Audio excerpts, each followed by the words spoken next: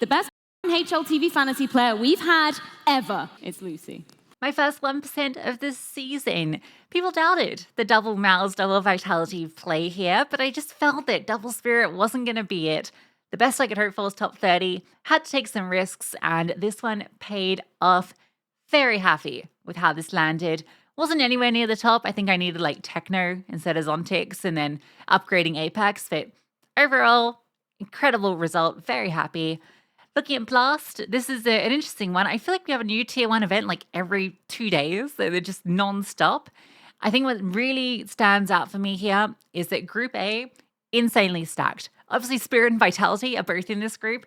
But you've got Mars, you've got FaZe, Falcons, Astralis. All of these teams can provide upset. So I think that Group A, I wouldn't over-invest here despite very strong teams being here. I'd consider taking a bit more of a heavy look at Group B. I know a lot of people are drafting Mongols. I'm actually most interested in G2 here. I think they have a really nice side of the bracket and have a good chance to get to the upper final. I think group stages, with the firepower they have, they've got a very good chance of maybe even topping this group. But I think Na'Vi, Mongols, also very good options. So Group B, that's where I'm going to do most of my drafting, and maybe you want to consider that as well. So let's take a look at some players. So starting with the favorites in Group A, straight up, I'm not a big fan of picking either Chopper or Apex here. I know that they're very popular, and obviously Apex had a really good EPL, but I don't know if that's a consistent thing we'll see. And personally, for their prices, I think you can get better players from weaker teams. There is a case for Chopper just because they have the Huns as first round, and you imagine he'll do well there. But I'm probably more looking towards players like Zontix, Shiro, they're the two that stand out in Spirit. Flamesy, obviously, Mezzy, and Rops. I can see why people want to draft him, but Flames at 211 feels really good as well. Obviously, you guys seen these two teams play recently. You know it's a good decision. We won't dwell too much on it. Na'Vi, I think Imma and Wonderful both stand out. Personally, I go towards Wonderful over Imma just because of roles, and I do feel like Wonderful has better peaks. He just does have some disappearances, but during a group stage, I feel like he'll do okay. I think with JL and Bid at the prices they are, I wouldn't pick them with Na'Vi's inconsistency despite an easy group. Mals have good pricing, I think. But again, I think the issue here is that they're in a really tough group. They've got Falcons first. If they beat them, they've got Spirit. You drop down lowers, it doesn't get easier. This isn't where I'm interested in Mals. Mals' time is done. I've drafted the last 2 events. This event, I don't think they're worth it. Eternal Fire, I could see, Woxic, Wakadia being decent choices here just because, again, Group B, they got Liquid first, even though I think Liquid actually wins that. EF definitely can get through this group stage, but I do think it's a long shot. I don't think they're one of the favored teams. I put them maybe 4th or 5th on my list, probably 5th on my list of teams in Group B to go through, and only 3 teams go through. So for me, I don't think they're particularly worth it. Mongols are among the most drafted players. Their pricing is incredible. You know who's good here. Techno 186, he had a great EPL. Zinio is good. Senzi's a decent price. Go nuts. G2, I think there's a lot of value here. I think every player here has a really good price except for Snacks. Snacks is a no-go, but I think Hunter 195, he's been quite good as of late. Malbs, when he's sub 210, feels pretty nice. He had a 1.12 rating, I think, at EPL. If you can afford Malbs over Heavy God, definitely do it. Malbs is a better player. Monacy, 224.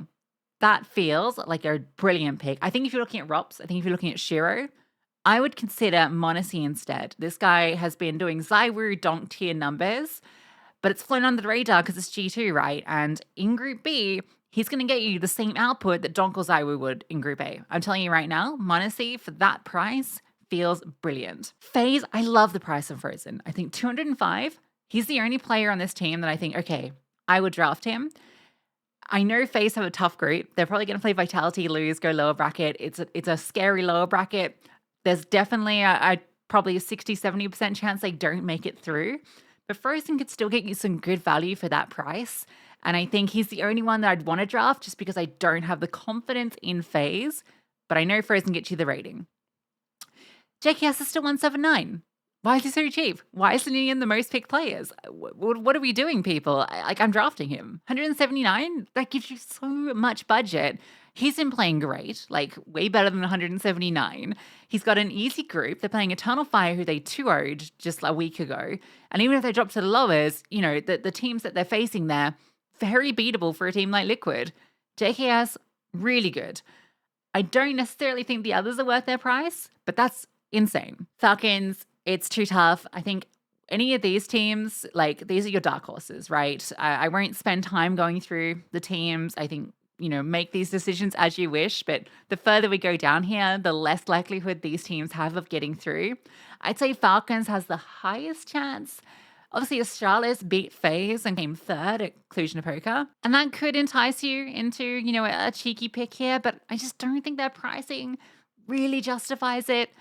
And yeah, I mean, these are all crazy long shot teams. I think you're only looking down here if you're going a donk draft. And I think JKS is a better player to enable that. So yeah, I think you stick kind of above the Falcons tier on this list. For my draft, I'm going to be going into G2 as kind of insinuated. I think that because so many people are going Mongols and I'm not really sure about that rematch versus Na'Vi. I think Na'Vi are probably going to be a little bit more competitive.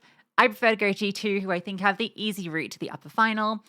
I'm not going to grab Monacy though. I want to get some decent plays from other teams and I need the budget. But I'm going to grab Malbs. I think he is a star and I think in this sort of environment, he'll shine. Hunter for 195, very affordable.